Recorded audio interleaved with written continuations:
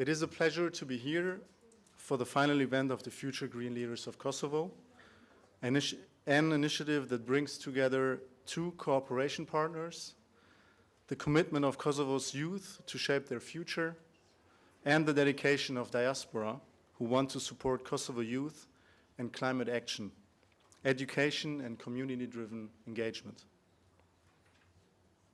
Atëherë, partner të dashur, kolegë dhe pjesëmarrës të ri, është kënaqësi e madhe që jam sot këtu në këtë ngjarje përfundimtare të liderët e ardhshëm të gjelbër të Kosovës, që është një nismë e cila I sjell bashkë dy partnerë bashkëpunues, si dhe zotimin e të rinjve të Kosovës për me formësu të ardhmen e tyre, bashkë me dedikimin e diasporës, të cilët duan me përkrah Kosovën dhe rininë e saj në aksionet për klimën, arsimin dhe zhvillimin në komunitet. Let me start by highlighting the important role of the diaspora. The Albanian-speaking community in Germany is highly engaged, academically strong, and deeply connected to Kosovo. When diaspora students and experts bring back their knowledge, they create bridges that strengthen both countries. This project exemplifies contribution in a very concrete and impactful way. Germany supports volunteers and experts for the development of Kosovo. Atëherë të filloj duke nënvizuar rëndësinë e rolit që ka diaspora. Komuniteti shqipfolës në Gjermani është shumë I angazhuar, është akademikisht shumë I fuqishëm, edhe rrënjësisht I lidhur me Kosovën. Kur studentët e diasporës dhe ekspertët sjellin këtu njohurinë e tyre, atëherë ata krijojnë ura që I fuqizojnë të dy vendet tona. Dhe ky projekt është një shembull që kontribon në mënyrë shumë konkrete dhe me ndikim shumë të madh. Gjermania përkrah angazhimin vullnetar të diasporës dhe organizatave të diasporës si dhe të ekspertëve për zhvillimin e Kosovës. Today's event reflects something essential. Addressing climate change requires cooperation across borders, sectors, and generations. This project demonstrates exactly that spirit. It is the result of a strong partnership between ASAS, a dynamic diaspora organization based in Stuttgart, Germany, and NGO TOKA, one of Kosovo's most impactful youth organizations. Their collaboration shows what is possible when diaspora expertise and local experience come together with a shared purpose. Në anën tjetër, ngjarja e sotme reflekton diçka qendrore, adresimin e ndryshimit klimatik, I cili kërkon bashkëpunim përtej kufive, sektorëve dhe brezave. Ky projekt demonstron pikërisht këtë shpirt dhe është rezultat I një partneriteti të fuqishëm ndërmjet ASAS,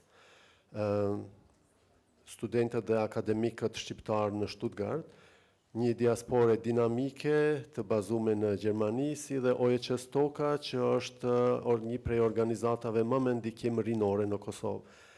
Bashkëpunimi I tyre tregon se çka është e mundshme kur diaspora me ekspertizën e vet dhe eksperjenca lokale bëhen bashk me një qëllim të përbashkët. Sot jemi mbledhur këtu për të folur për një temë që është mjaft urgjente në krejt globin. Si ta ndërtojmë një Kosovë më të gjelbër përmes angazhimit rinor dhe mbështetjes institucionale. Ndryshimet klimatike nuk janë më një temë e largët, as një çështje që u takon veç ekspertëve. Ndryshimet klimatike po ndikojnë në jetën tonë të përditshme, në mjedisin ku jetojmë, në cilësinë e ajrit, të ujit, në mënyrën se si sillemi dhe si duhet ta mbrojmë planetin tonë. Pikërisht për këtë, ne besojmë se përgjigjja ndaj këtij realiteti duhet të fillojë edhe nga edukimi, nga rritja e vetdijes dhe nga fuqizimi I të rinjve.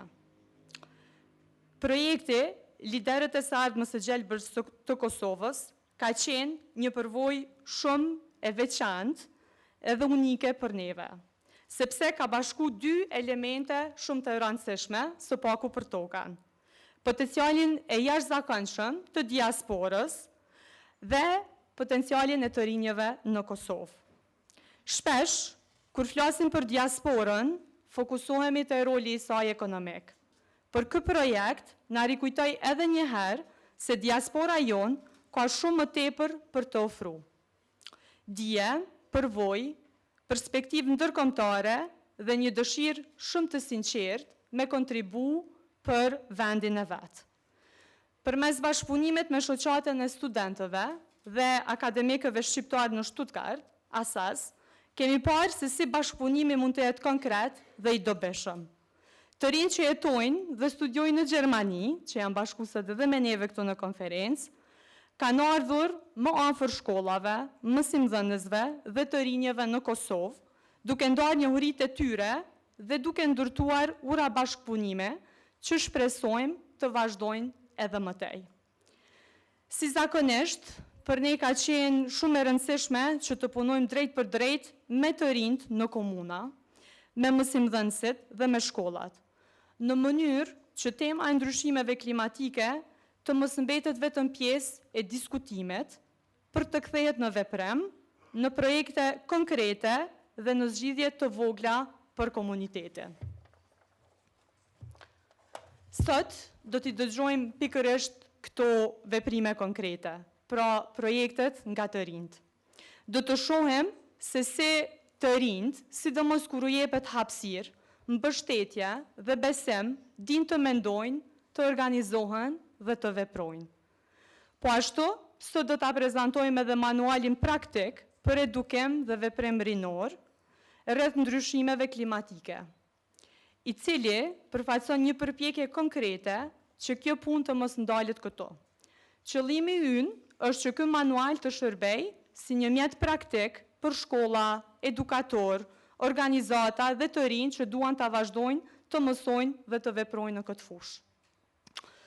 Në këtë moment, nuk më me pa i kry fjalimin, pa i bo disa falenderime të sinqerta për gjithë ata që e kanë bo këtë rrugtim të mundur.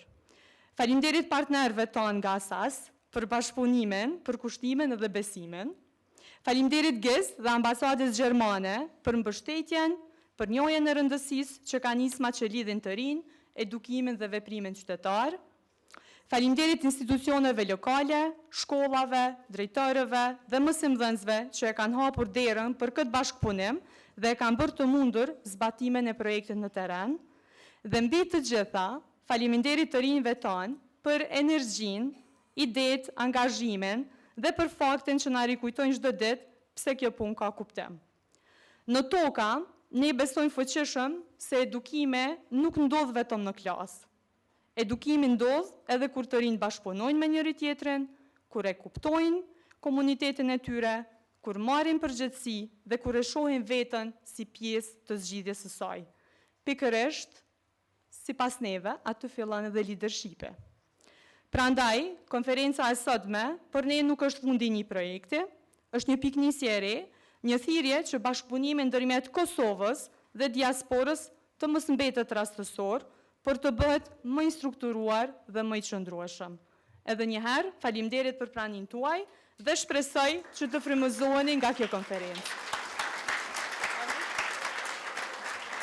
Me lejoni fillimisht të prezantohem shkurt. Unë jam Arber Osmanaj, jam drejtues i shoqatës së studentëve dhe akademikëve shqiptar nga Stuttgarti.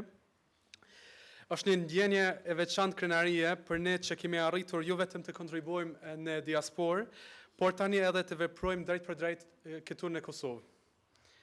Në ditët e sotme është jashtëzakonisht e rëndësishme që dija dhe përvoja të ndahen mes popujve për të përballuar sfidat më të mëdha të njerëzimit.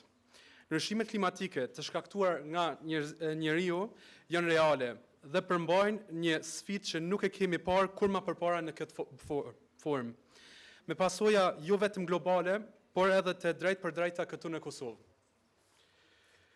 Në një kohë kur shtetet e ndryshme tërhiqen nga marrëveshjeve të rëndësishme ndërkombëtar, bëhet edhe më e domosdoshme që Evropa ta kuptojë përgjegjësinë e saj dhe të veprojë. Diaspora ka një rol shumë të rëndësishme në këtë drejtim. Ne kemi pasur privilegjin të mësojmë praktikat më të mira jashtë vendit dhe kemi për detyrë të ndajmë këtë dije me vendet tona të origjinës. Jo vetëm në lidhje me ndryshimet klimatike, por edhe në shumë fusha të tjera.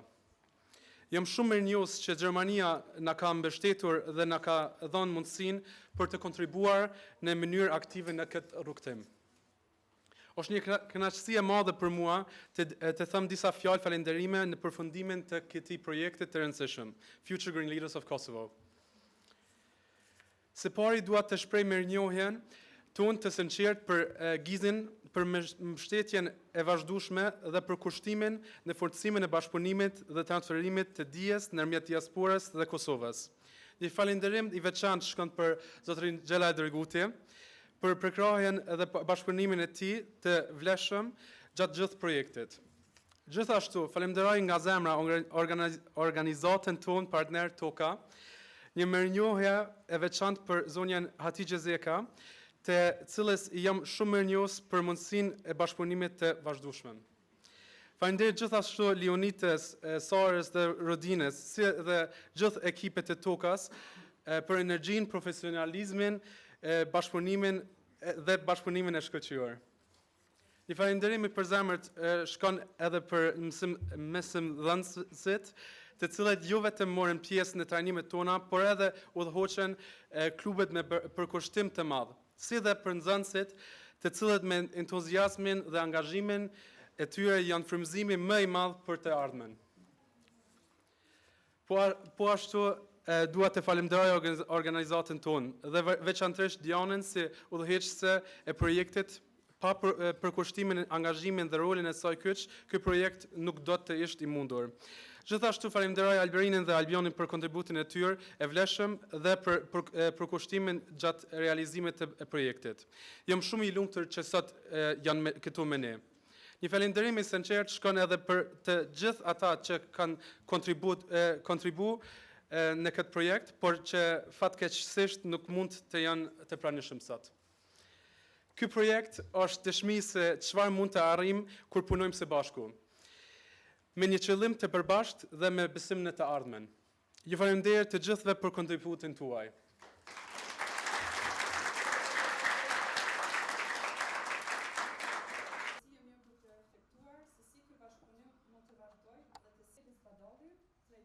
Departamentit